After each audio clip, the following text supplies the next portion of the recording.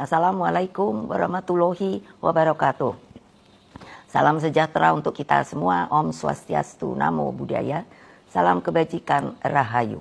Salam Pancasila, Merdeka.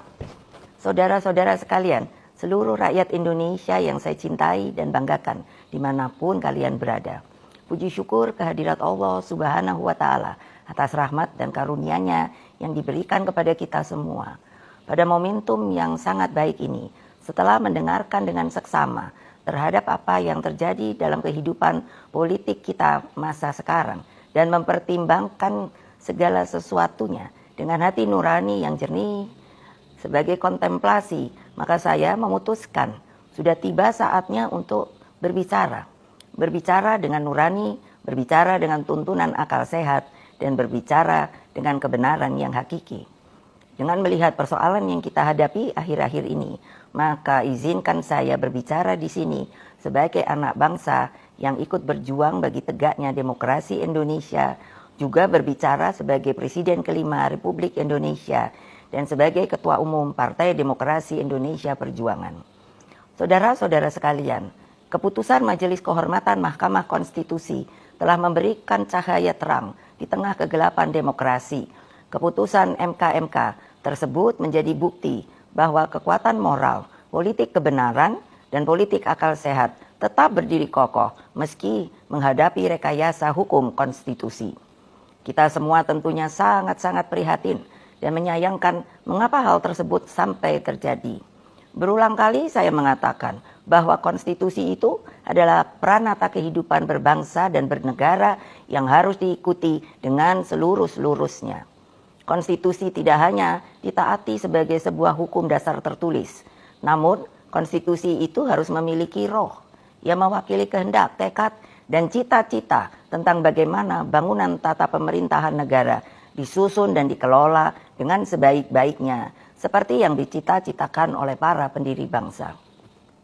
Apa yang terjadi saat ini mengingatkan saya ketika sebagai Presiden Republik Indonesia saat itu diperintahkan melalui perubahan ketiga Undang-Undang Dasar 1945 yang diatur dalam pasal 7B, pasal 24 ayat 2 dan pasal 24C tentang dibentuknya Mahkamah Konstitusi. Dari namanya saja, Mahkamah Konstitusi ini seharusnya sangat-sangat berwibawa, memiliki tugas yang sangat berat dan penting guna mewakili seluruh rakyat Indonesia di dalam mengawal konstitusi demokrasi. Dengan perannya yang begitu penting, saya sangat serius menggarap pembentukannya. Saya sebagai Presiden didampingi oleh Menteri Sekretaris Negara mencarikan sendiri gedungnya, dan saya putuskan berada di dekat istana, yaitu suatu tempat yang sangat strategis yang disebut sebagai Ring 1, sehingga Mahkamah Konstitusi tersebut harus bermanfaat bukan bagi perorangan, tapi bagi rakyat, bangsa, dan negara. Saya ingat waktu itu, Ketua MK yang pertama adalah Pak Jimli Asidiki, dan saya sangat berterima kasih atas segala konsistensinya selama ini.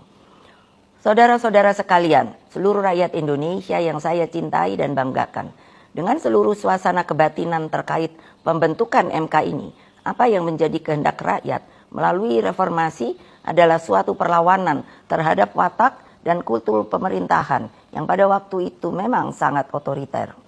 Dalam kultur otoriter dan sangat sentralistik ini, lahirlah nepotisme, kolusi, dan korupsi. Praktek kekuasaan yang seperti inilah yang mendorong lahirnya reformasi. Semangat reformasi yang berkobar-kobar itu menggerakkan rakyat hingga masuklah zaman demokrasi.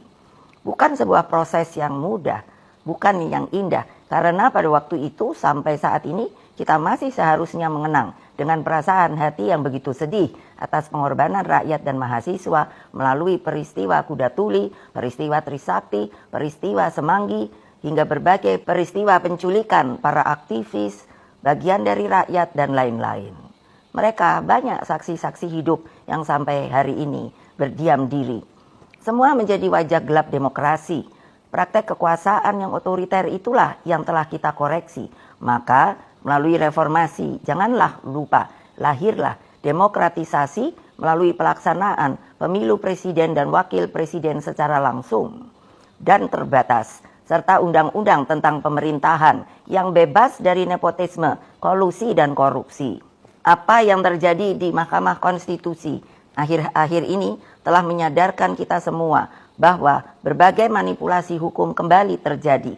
Itu semua akibat praktek kekuasaan yang telah mengabaikan kebenaran hakiki politik atas dasar nurani. Saudara-saudara sekalian, seluruh rakyat Indonesia yang saya cintai dimanapun kalian berada, jangan lupa kita adalah bangsa pejuang. Kita bangsa yang mampu mengatasi berbagai cobaan sejarah. Karena itulah dalam situasi seperti ini, mari kita kawal pemilu 2024 dengan nurani dan sepenuh hati. Kita jadikan pemilu 2024 sebagai momentum untuk mendapatkan pemimpin terbaik yang benar-benar mewakili seluruh kehendak rakyat Indonesia, mengayomi agar Indonesia menjadi bangsa hebat, unggul, dan berdiri di atas kaki sendiri.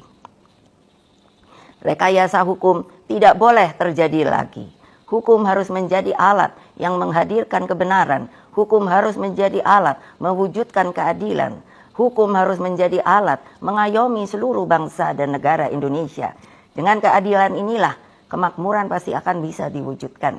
Karena itulah terus genggam erat semangat reformasi itu. Jangan lupa terus kawal demokrasi berdasarkan nurani. Jangan takut untuk bersuara, jangan takut untuk berpendapat, selama segala sesuatunya tetap berakar pada kehendak hati rakyat. Terus kawal dan tegakkan demokrasi. Itulah kewajiban kita sebagai warga bangsa dan bahkan menjadi keharusan setiap anak negeri dan bangsa agar tidak terjadi kesewenang-wenangan. Sebab kedaulatan rakyat harus terus kita junjung tinggi. Pemilu yang demokratis, yang jujur, adil, langsung, umum, bebas, dan rahasia harus dijalankan tanpa ada kecuali. Rakyat jangan diintimidasi seperti dulu lagi. Jangan biarkan kecurangan pemilu yang akhir ini terlihat sudah mulai akan terjadi lagi. Gunakan hak pilihmu dengan tuntunan nurani. Semoga Allah yang Maha Kuasa meridui perjuangan kita.